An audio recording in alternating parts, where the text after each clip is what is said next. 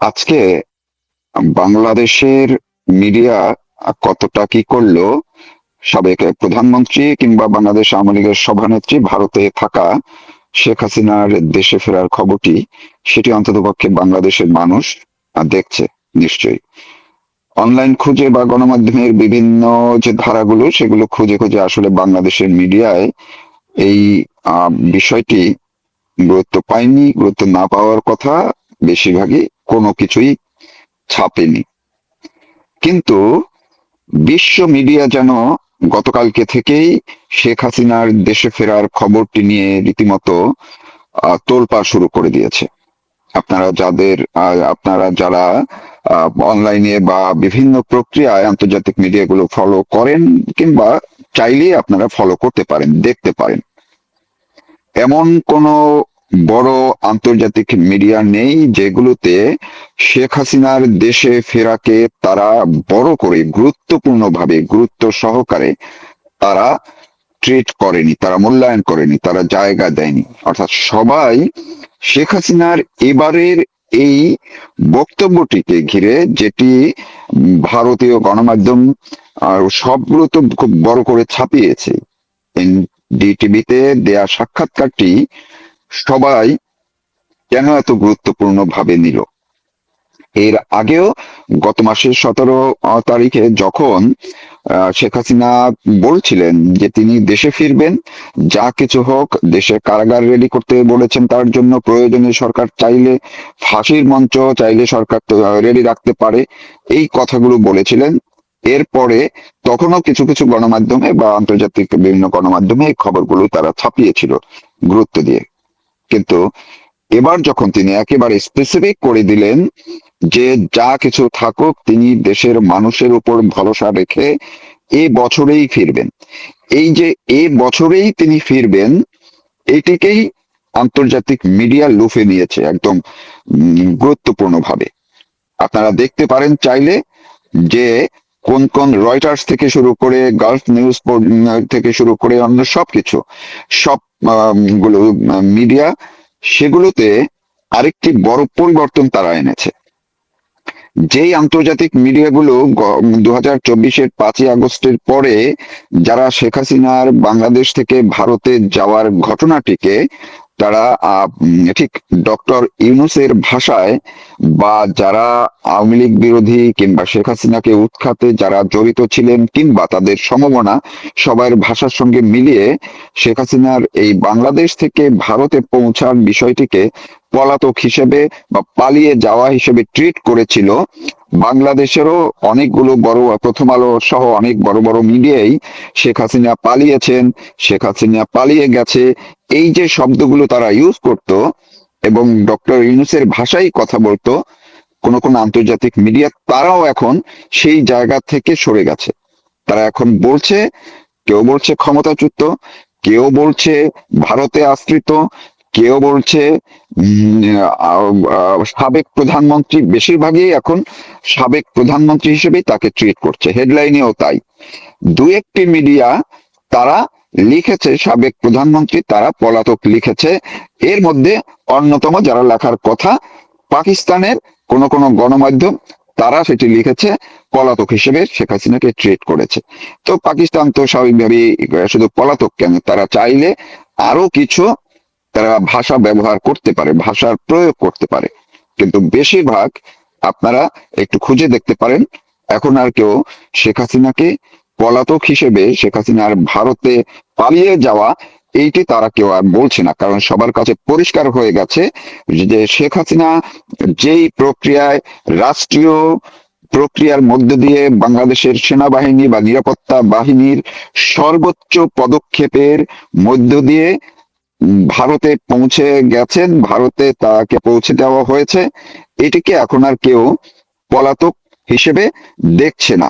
এবং এটি বাংলাদেশের ওই যেই মিডিয়া সম্পাদকরা আগে এটিকে বলতো, তাদেরও কেউ কেউ এখন ইন্টারভিউতে দেখেছি, তারা বলেছে যে আসলে শেখ হাসিনার বাংলাদেশ থেকে ভারত পৌঁছানো, এইটা পলাতক হিসাবে বলা যাবে না, কারণ কেউ রাষ্ট্রীয় সুবিধা, রাষ্ট্রীয় প্রোটোকল মেনে একেবারে রাষ্ট্রীয় নিরাপত্তা বাহিনীর মাধ্যমে এক জায়গা থেকে আরেক জায়গায় যখন যায় এবং সেটি যখন ফলাও করে প্রচার হয়, সেটিকে কোনোভাবে পলাতক বলে ট্রিট করা যে যায় না। এটি এখন সবাই পরিষ্কার হয়ে গেছে, সবাই বুঝে গেছে যে কিভাবে, কেন, কারা তাকে ভারতে পৌঁছে দিয়েছে।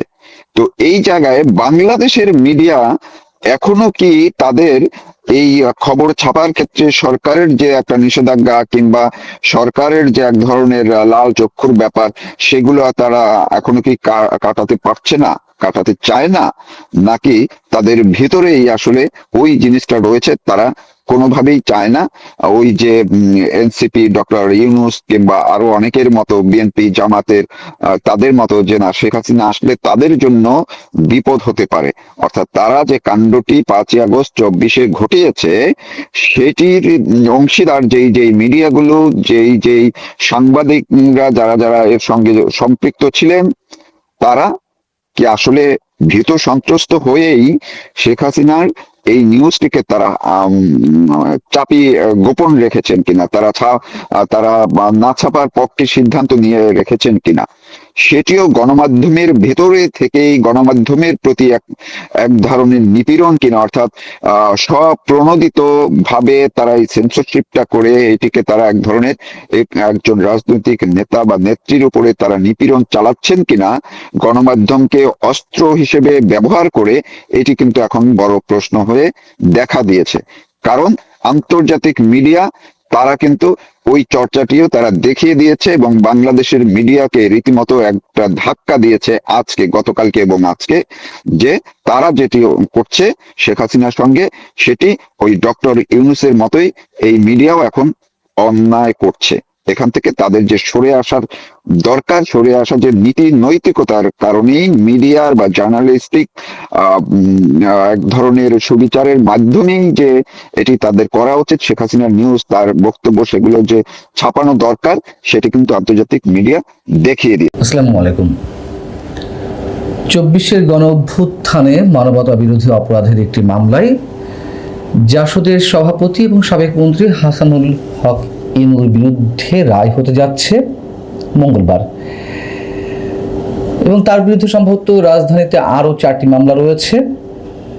যে মামলায় রায় হতে যাচ্ছে তাতে 8টি অভিযোগ আনা হয়েছে। সেগুলোর মধ্যে কি? এর মধ্যে নিজের নির্বাচনী এলাকা কুষ্টিয়ায় 6 জনকে হত্যা সহ আন্দোলনকারীদের উপর হামলায় উস্কানি, শেখ হাসিনার সঙ্গে থেকে আন্দোলনকারীদের দমনে গুলির নির্দেশ এবং কুষ্টিয়ার পুলিশ সুপারকে ফোন করে আন্দোলনকারীদের গুলির নির্দেশ দিয়েছেন তিনি। এ ধরনের অভিযোগ। মামলার রায়ে কি হবে?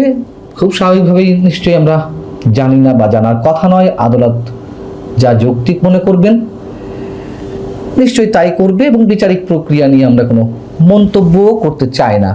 তবে মানুষের মুখে মুখে অনেক আগে থেকেই একটা গুঞ্জন যে প্রথম ফাঁসিটি কার্যকর করা হবে হাসানুল হক ইনুর ক্ষেত্রে। প্রশ্ন হচ্ছে যে কেন এমন গুঞ্জন, কেন মানুষের এ ধরনের একটি পারসেপশন বা ধারণা তৈরি হয়ে বসে আছে? অনেকের ধারণা, নিশ্চয়ই অনেকে বলেন যে